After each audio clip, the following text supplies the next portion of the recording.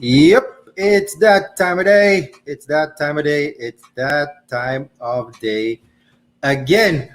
What up, peoples? Welcome to the Evening People Show. I was late today, wasn't I? I was late today. I don't like being late, but I'm late today anyways. Why am I late today, do you ask? Because I am late because my guest is missing. My guest is MIA. Now, I'm used to my guest being missing when I'm dealing with, my female counterparts that are of the drama queen nature. And, I'm used to it. It happens. However, this is my first male guest that has gone missing. And it is Mr. Alfred Thomas, no less, who's usually Mr. On Point. So I'm going to think that it's storming in Jamaica. And he probably lost his Wi-Fi.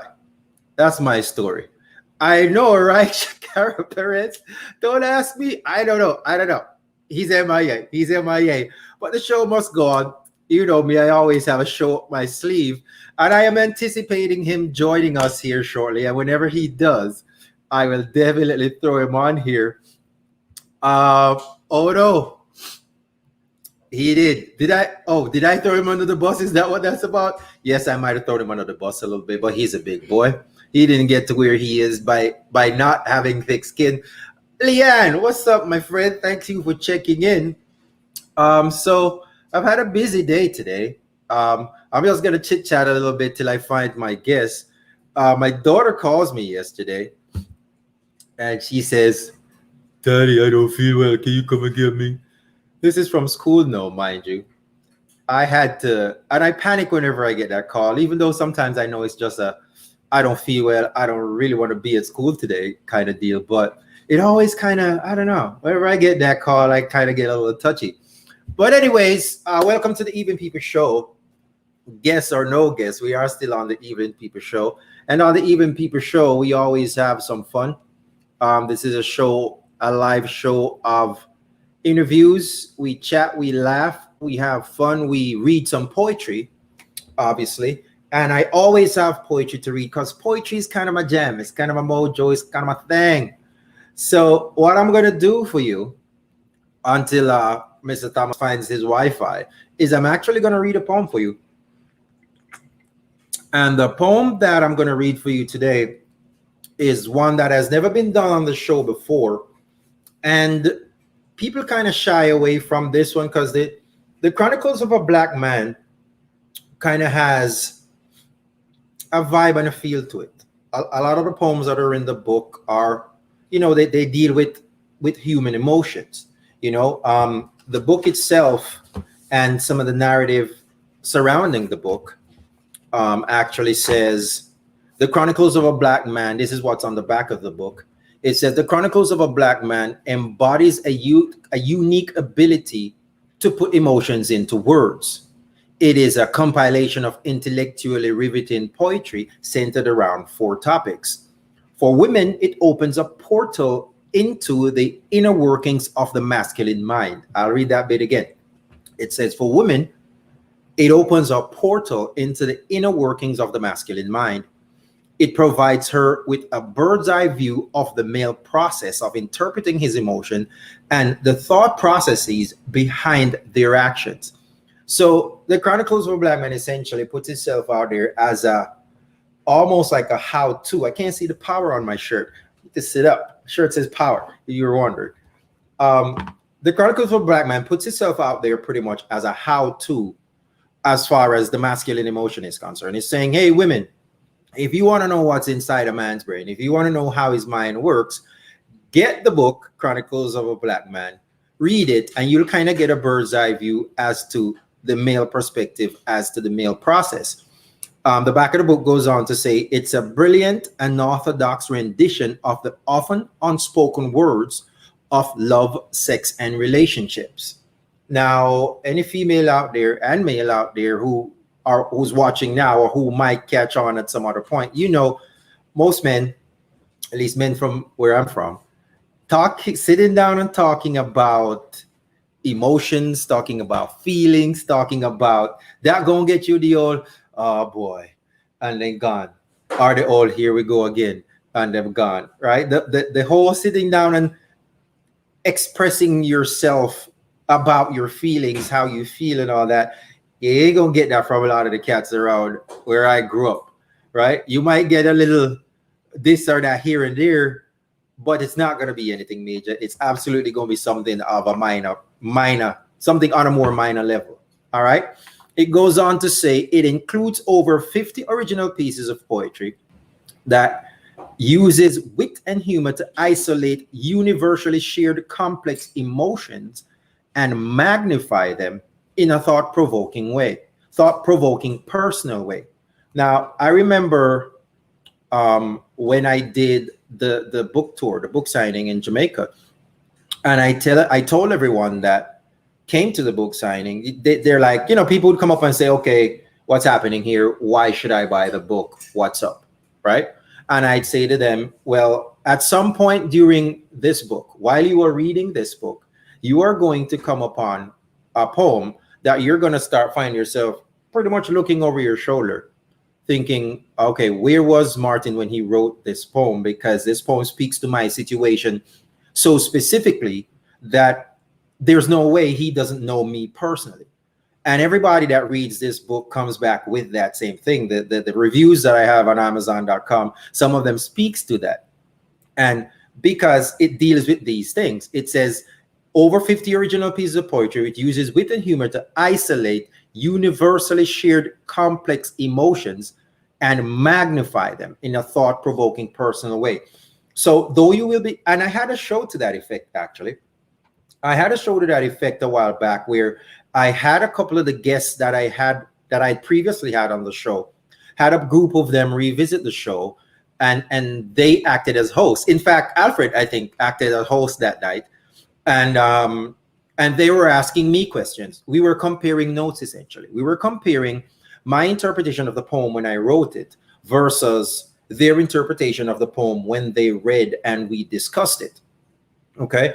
And we were simply just comparing notes. So they were saying, I remember, who was it? One of my guests that I had on there came on, Wendy. I think Wendy was her name. Wendy Bell came on, and she did Predator. And she interpreted Predator as an actual predator. And the name is Predator, so it was a logical leap to make. She analyzed Predator to mean a predator preying on someone, and there's verbiage, there's language that is used in that poem to support that angle. Okay, but when they asked me, okay, Marvin, what were you thinking? What were you thinking when you wrote this poem? And I told them what I was actually thinking, and they were like, "There's no way." There's like, dude, your brain is like a box of what did they say? I don't know, like a box of whist. Like, how do you make these connections? How do you put these words out there with that meaning behind it? And essentially, Alfred had done, when he was on the show the first time, Alfred did. What did Alfred do? Alfred, I don't remember what poem Alfred did, but the poem that he did, when he gave me, and his analysis of it was spot on again, because he's using the words as they're written on the page and their interpretation or their implied meaning. And he applied it in a very logical way. However, when he asked me what I intended when I read it, it was something very different. The point being, because there are original pieces of poetry and because of the way they're written, it basically gives you the opportunity to interpret the poem as how it relates to you. And I'll give you another example. The poem, I've had one poem done 4 times on this show by 4 separate individuals. And none of the shows are the same. None of the shows are even similar because each individual took the poem, made it their own, applied their own meaning to it. And for them, essentially, the poem had different meaning. The same words on the same page, interpreted differently based on who they are. Transition. Luis, you're so good, man. Luis, I'm gonna put you on the payroll as support staff. You're good. Look at that. The poem was Transition. The transition was done. Greetings, Luis. Thanks for joining. California is in the house. Miss Perez, where you at again? Remind me. Lee is in Jamaica. We have Cali in the house and we're rolling. Now, Transition was the poem. 4 different people came on the show and did Transition. And they interpreted it very differently. I mean, the last person that did Transition was the Pope from Michael, my good friend Calvin Harris. And he came on and he took that thing to the whole nother stratosphere. Miss Perez is in New York. So we have New York, we have Cali, support in the house. Blessings. And I think Louise is loving her support staff role. You see, I need some support staff, man. I said it and you were just on it. I appreciate stuff like that. That's good stuff right there. But Calvin came on and Calvin took that poem to a whole nother level. New York in the house ×2. Kadia Bosha. Blessings, mother. Blessings. Thank you for joining. But yeah, so the people before it that did Transition, there was Amina Mosley Gordon that did it. There was Norman Grant that did it. I want to say Patrice. So Grant was in Oklahoma or something. New York with Amina Mosley, she did it. Patrice in the Bahamas did it. And then Calvin in Jamaica did it. All educators on some level or the other. Luis did it. Luis, you did Transition? Really? Okay, so 5 people did Transition. And all of them had a different interpretation of it. Carrie and Booth, brace up yourself, my dear. Kingston, Jamaica in the house as well. So let's slow down here for a minute. We're talking about interpretation of poetry. We're talking about what poetry means to people. We're talking about how different persons interpret poems. I started off by saying when I had the book signing, one of the things I said to persons who came up when they were asking, what's the book about? What about the book? Why buy the book? And I kept telling them that the book has the ability to, when you read it, you are going to come upon a poem that you're going to think, wow, where was Martin when he wrote this? Because the poem is going to speak so specifically to you and your situation. One of the example I was midway giving just now is how 5 different people, I thought it was 4, I was informed that 5 different persons actually came on the Evening People show and read the same poem. Because I give guests the opportunity to read whichever poem they want. 5 persons chose Transition. And even when I tried to steer them away from it, I remember talking to Norman Grant specifically, trying to steer him away from the Transition. I said, dude, like 3 people did it already. He's like, that's the poem that speaks to me. That's the poem that I want to do. And I said, you know what? No problem. I rewatched the show that had gone before to kind of get a different spin, to kind of see how persons interpreted it, read the poem again, give it another spin. And once I asked him from the first question I asked him, he took it in a whole different direction. And for the rest of the show, he kept going in a different direction. When Calvin Harris and Luis came after him, they also took the show in different directions from the same poem. So if you're joined late, thanks for joining the Evening People show. My scheduled guest, I apologize on his behalf. I'm chalking it up to Wi-Fi issues because I know it was storming in some parts of Jamaica. So what we're going to do is what I do when I don't have guests. I just do a show, mate, because that's what I do, innit? And I'm actually going to read a poem for you here in a little bit. But I started off by talking about just the back cover of the book and what it says and what the book does and what it is for different people. And we had got up to where it says it includes over 50 original pieces of poetry that uses wit and humor to isolate universally shared complex emotions and magnifies them in a thought-provoking way.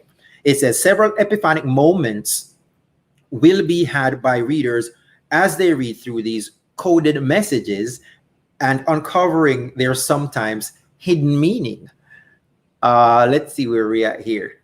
Louise saying this is probably because we are always transitioning from one level to the other. Yes, I think that's why that poem itself is actually so popular. And when I wrote it, I was referencing transitioning myself. But the poem, like I said, like most of the poems in the book, they're written in such a way that you will read it and you will have your own interpretation to it. Karen Elaine is on the show. Greetings, my dear. Thank you for joining the Even People show. Lovely. Happy to have you. What a good time we had in Kingston the other day, meeting up Eliza and Mary, and my good friend the attorney who wanted to send us all to court. Now, what are my thoughts on the process behind transition? Now, transitioning is usually something that actually makes a lot of people, and that's a good question actually, Shakara. Transitioning is something that for a lot of people, it's a lot for them. They would rather not than, okay? A lot of people have sat down in situations that they should have transitioned from. A lot of people have gotten stuck in situations that they should have not stayed in because they were afraid of transitioning. Con Life Green, my friend, what's up? I check out your house the other day. I hear say the boat, I never get a chance to see you. Bless up yourself. Con Life is like Mike Tyson. He hits you one time, you go down, and you don't get up. We'll have to talk about that some other time, Con Life. And if somebody else is watching knows what that's about, that's hilarious. But anywho, I was saying transitioning is something that a lot of persons could and should be better at, and they're not because they're afraid. Con Life, I know you'd remember and appreciate that actually. Yes, sir. But the question was, what are my thoughts on the process behind transitioning? I think transitioning is absolutely necessary. I think if for growth, you have to transition. And sometimes it's nothing complex. Sometimes it's something simple. It's just changing a methodology, changing how you do something now versus how you did it before, changing how you're going to do it in the future. Transitioning from being a child, a student, to being an adult, a professional. Transition from being free, single, and disengaged to being engaged, to being married, to having children. Transitioning from being a teacher to being a senior teacher, to being an assistant man, to being the assistant principal, to being the principal. Transitioning from being a regular worker to a supervisor. There's always transitioning taking place in our lives, but a lot of times we actually allow ourselves to become stagnant because we are afraid. We do not have all the how-tos. We do not have everything figured out. And because we don't, we stop. We don't move. We allow ourselves to become stuck in a rut. And some persons actually go through their entire life in this position. And when they're in their, the older ages, they say, the boy, if me didn't know, I woulda. Boy, if me didn't know, I shoulda. And those opportunities are now no longer feasible. Those options are no longer feasible options because you blew it when you had the chance. So transitioning, making a transition, really all you need is a plan. All you need is a plan. You need to look at the variables you have and make a decision and move. I told someone recently that me personally, I can live anywhere. As long as I have a means to sustain myself, I can live anywhere. I could literally get up right now, today, pack a bag, move to Johannesburg and be okay. And then however long later, I could leave, go to Zimbabwe, live there and be fine too. Because I'm that person where I just assess what's in front of me, I decide and I move. As long as I have a clear head and I'm not allowing outside influences to affect me. If I allow outside influences to affect me, then I feel like I'm at an impasse because it's almost like I know what I should do, but because I'm factoring in these things that I really shouldn't be factoring in, I feel like I can't make the decision that I know I have to make. And a lot of times we allow ourselves to allow these external factors to prevent us from doing what we know are the decisions that we need to make. I recently called my mom about something, and I love my mom to death because she's such a practical person. And I called her and I ran a scenario by her. And she went from 0 to 100 like that. She was like, my youth, no matter the foolishness. she, she went from 0 to 100 in 10 seconds flat. She's like, my youth, don't bother the foolishness. What you say? No bother with that. No bother with that. No bother with that. That don't make sense. None at all. That don't make no sense. Put it this way.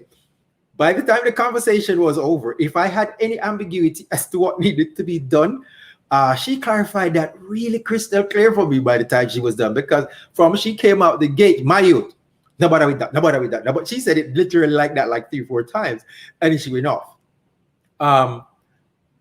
Transitioning plays a role in lives. It plays a role in evolution. It plays a role in moving from one level to the next. Do not allow your fear of what the next looks like to prevent you from transitioning when you know you need to transition. Okay? What you need to do is make sure you are putting yourself in a place where your thoughts are your own. You make sure you're putting yourself in a place where the decision that you're making, the variables that you are factoring in, the things that the evidence that you're bringing to bear to the situation are actually objective. And if you objectively look at it and it's telling you that, hey, moving, transitioning is what is necessary, move. And that's all I'm going to say on that. Move, you are not a tree. Exactly. Yes. So that's what your people them tell you, my girl. Move, you're not a tree. Let's look at something else here. It says, and we're just looking at the back of the book. We ain't even read a poem yet. It says, for the shy guy, it's a blueprint. So this is the Chronicles of a Black Man. It's saying, for the shy guy, it's a blueprint. That's me, by the way. I'm a shy guy. Where's my mic? I mean, not even. For the shy guy, it's a blueprint. It provides words. It provides words for thoughts he is often hesitated to express. So for the shy guy, it's a blueprint. It provides words for thoughts he is often hesitant to express. The poems that speaks to his situation will empower him to act. Okay? So we're saying that these Chronicles of a Black Man, for a shy guy, it gives him words. You understand? Like they would say in Jamaica back in the day. Who's that? Okay, Harry Potter. You see? People got jokes, boy. People got jokes. People got jokes. You see? Why is there? I don't get it. I don't get it. Why is everybody laughing at me saying I'm a shy? The fact that I can't sit in front of a camera. Oh, no. You people are on my screen. Y'all are, what do you call it? Digital people, as far as I'm concerned. Only thing I'm looking at right now is my camera, which is right there. Okay, that's all I got to worry about. Y'all is on the screen. I'm a shy guy. That's my story. I'm sticking to it. Anyways, we said for a shy guy, it's a blueprint. It gives him words that he's often thought of, but being too shy to express. So you read it, and there are poems in here, like we said, the situations that are depicted in here are real life situations. And if you are a shy guy, you genuinely can read some of the poems that are in here, and it'll give you some insight. It'll give you some insight. I'm not putting those comments on the screen because enough to behave, enough to really behave. But, you know, just to be politically correct, I will for 2 seconds. Oh, the lies. Can you believe these people who talk to me, to the host like that? Anyways, the poems that speak to his situation will empower him to act. For the debonair gentleman, it's a snapshot of moments captured in his mind's eye. The words on the page will come alive for him in ways only a gentleman can understand. So it's like, yeah, the debonair gentleman is looking at it and he's like, yeah, boy, that reminds me of when I had done this back then with that person. Because, like I said, it captures real life situations. The last thing back here says, love life confrontation expressions Selections from the Chronicles of a Black Man is a pulsating, exciting, page-turning phenomenon. It is a definite must-read. The reader that deciphers the hidden messages will unlock the secrets to literary heaven.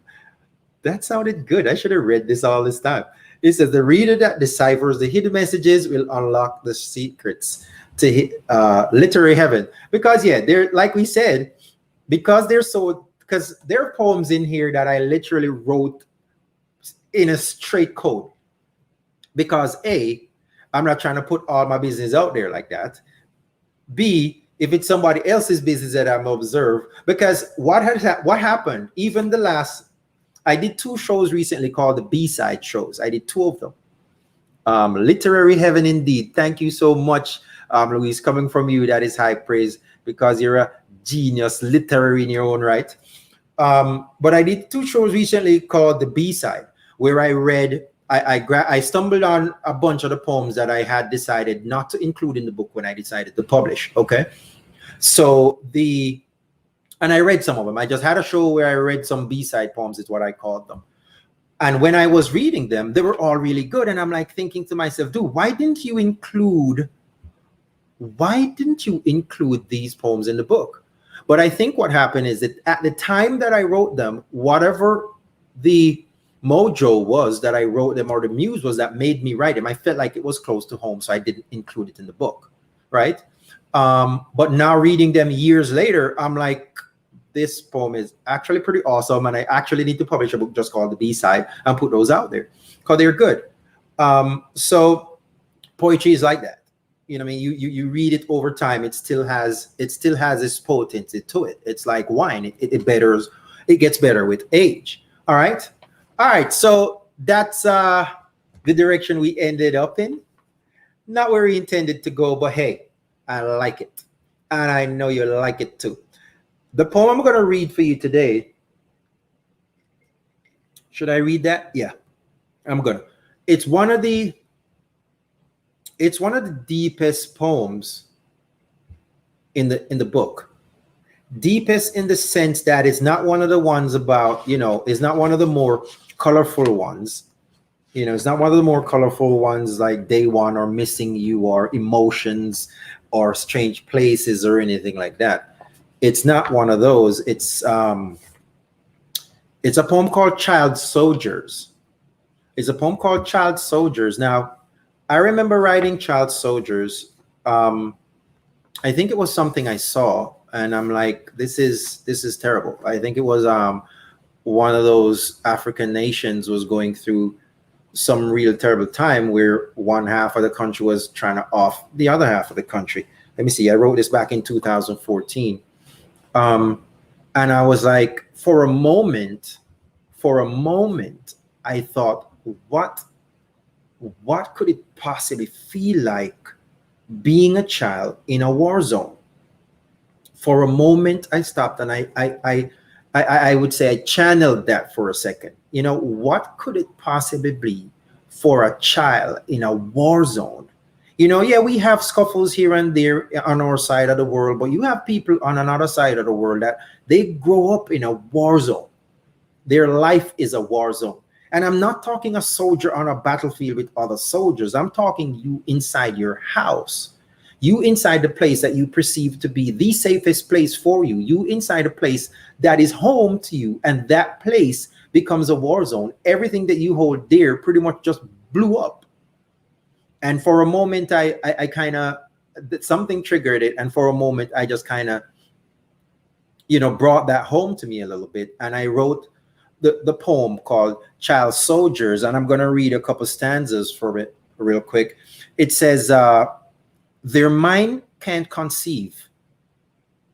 They do not believe. They lack inspiration.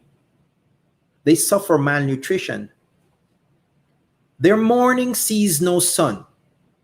Their end has begun. Their days lay waste. Their hunger-stricken face. No thoughts of school or play. No thought of yesterday. A hand-to-mouth existence by a design perceived as circumstance. The nightfall brings the dread.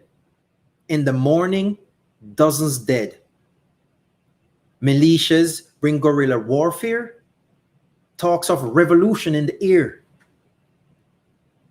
This is the life I live. This is no life for a kid. Battle scars and wounds of war. It's mercy that has kept me this far.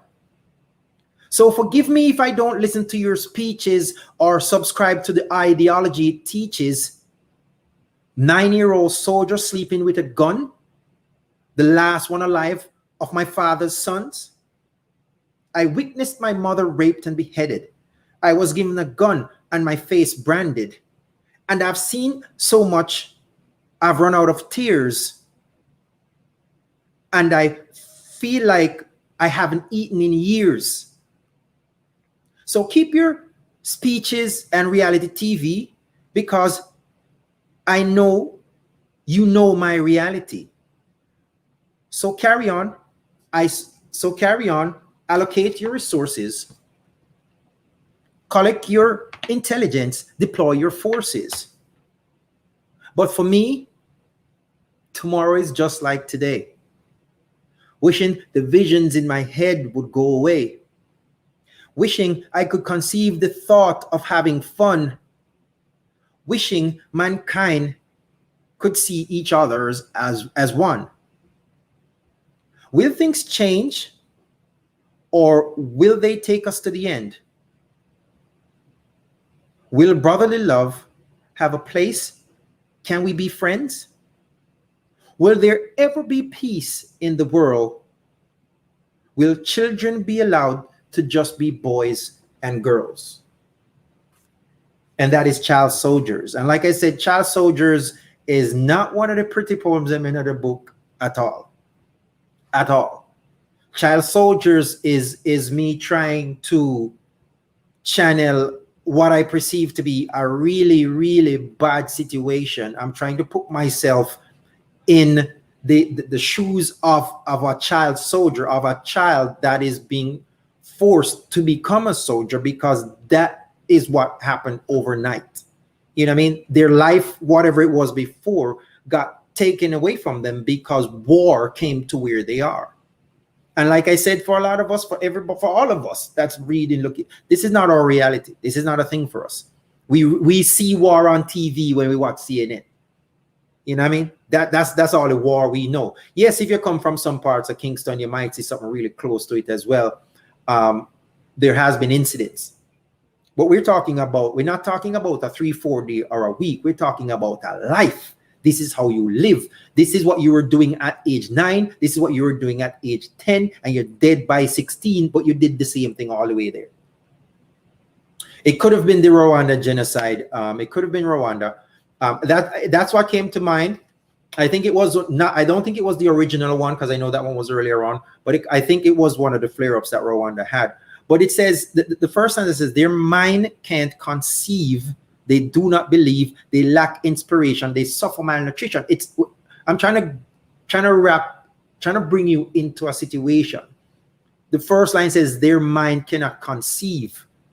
You understand? To me, that's kind of like being a slave, but you're born in slavery, not one of them that came over from Africa. You're born in slavery, and your mind cannot conceive what freedom looks like, because you've never seen it.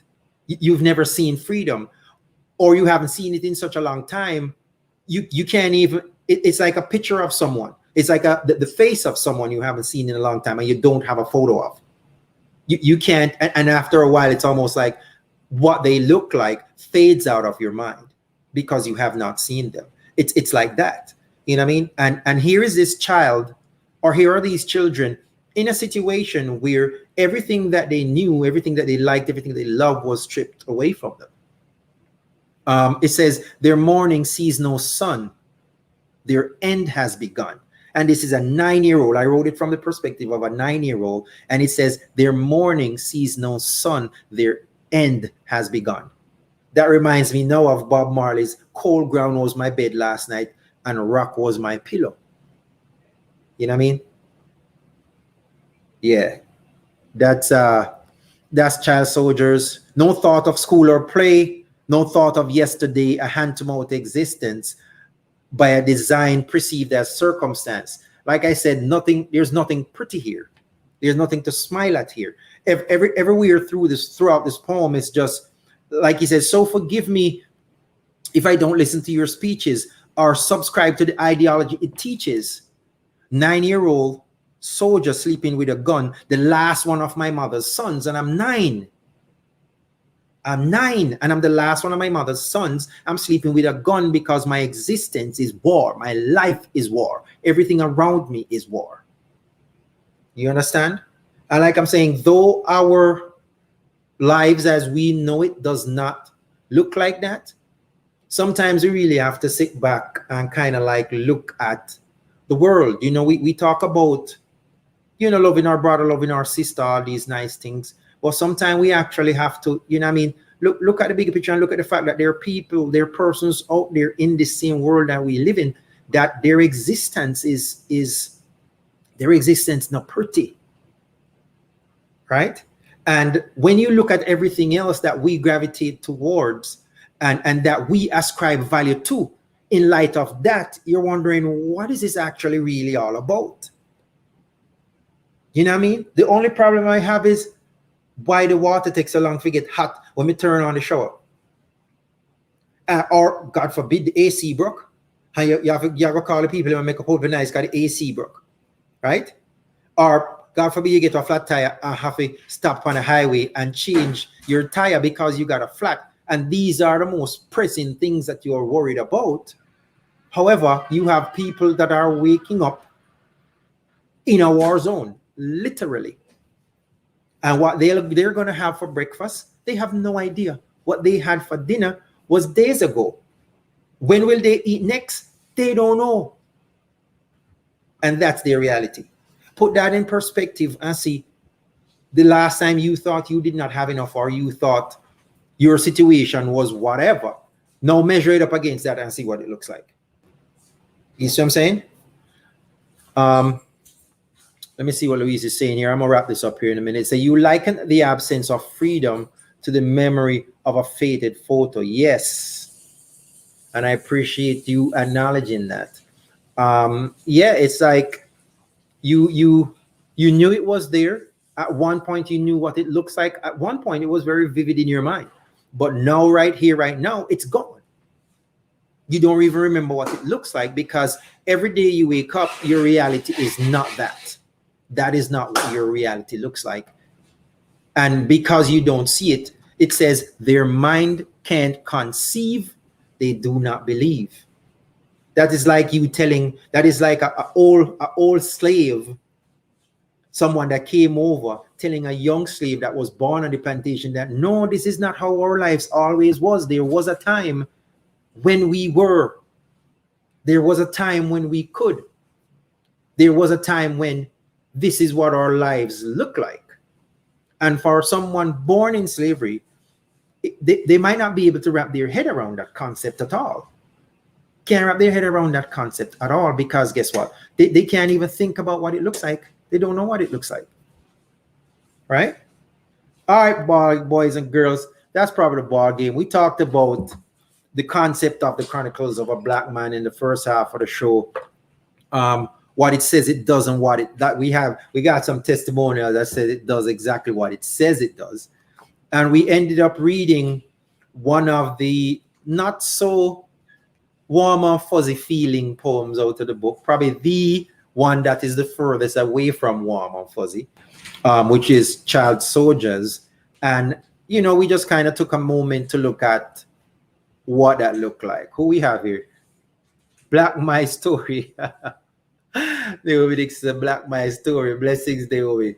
Yeah, Black My Story indeed, because that's it for us. You know what I mean? That's our reality. And if I want you to have any takeaway really today, it would be that, yeah, sometimes you have to actually, because you see, because we watch, we're so used to watching the news and getting our information from the news. After a while, we kind of get desensitized to the actual things that we're seeing. I was telling someone recently that I really don't watch the news. I haven't watched the news in over a decade. I don't watch the news. Like there'd be a hurricane on top of Florida, and somebody, I'm like, yo, why is it windy like that? They're like, dude, we have a hurricane. Oh, really? Or you go to the supermarket, like, why is there everybody at the supermarket at this one time? Because there's a hurricane. Okay. I literally don't watch the news to that level because, and I'm not saying anybody should do it like I do it. I'm saying that I don't do it because a lot of the times, a lot of the things that they're portraying is all doom and gloom. And I'm aware that doom and gloom exists in the world. I'm aware that doom and gloom is out there. I don't need to get your version of it on my TV screen every day. You know what I mean? Because that's not going to help me. That does nothing for me. All right. Let's see what we have here. It has a place, especially in today's world. It does. Definitely. We actually have to take a moment from time to time and just, as we would say in Jamaica, just meds the vibes. You know what I mean? You just get to a point where you think, you know what? There's somebody out there right now, me over here complaining, say, yeah, when I go to Jamaica, man, then I have no hot water, bridge me, I be in a cold water cold. Really? With your first world problems, my youth? When there are real people out there that have real issues. That's why I have a thing, and this is the last comment I'm going to make. Folks at work, I have a thing when anytime they ask me, Morning, what's up? I say, it's another lovely day. You know what I mean? To the point where they know that I'm going to say that, where some of them actually say it back to me when I'm saying it. It's more so, hey, it's another lovely day. You know what I mean? It's another lovely day in Florida. You know what I mean? I say stuff like that. And like, dude, like, you always say that. Yes, I always say that.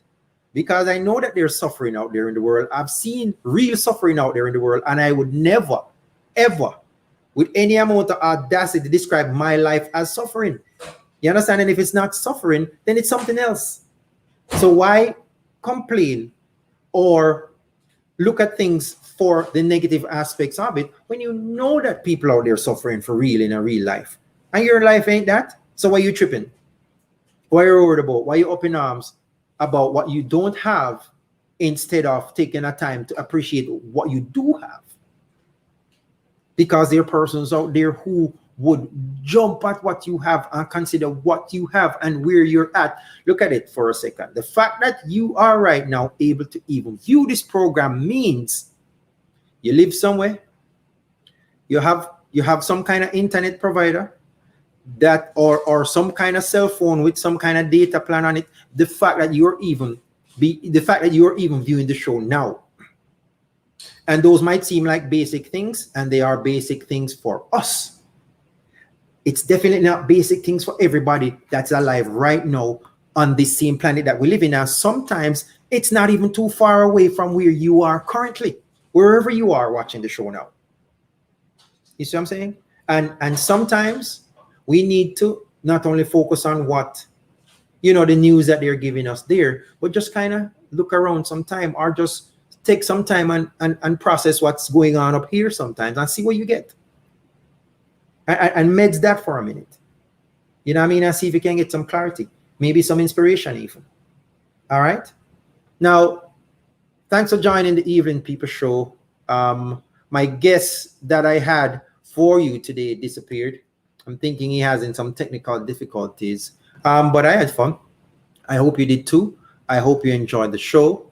And if you have not yet, if you're watching via YouTube and you don't know, the Even People Show has a YouTube channel under my banner, the Martin Matthews Project. You could go check that out, like, subscribe, share, so we can get it going. We're trying to build something here. All right. And just stick with me and we'll get it done. Thanks for joining the Evening People Show. Next week, same time, we're going to be here. We're going to have a show again, like we always do. Stay tuned for some videos that I'm going to be posting as well, pre-recorded ones. And if you don't yet, for whatever bizarre reason, mate, have your copy of the book, can it? Might not go out and check that out. Fontana Pharmacies, Jamaica. Worldwide on Amazon.com. Peace.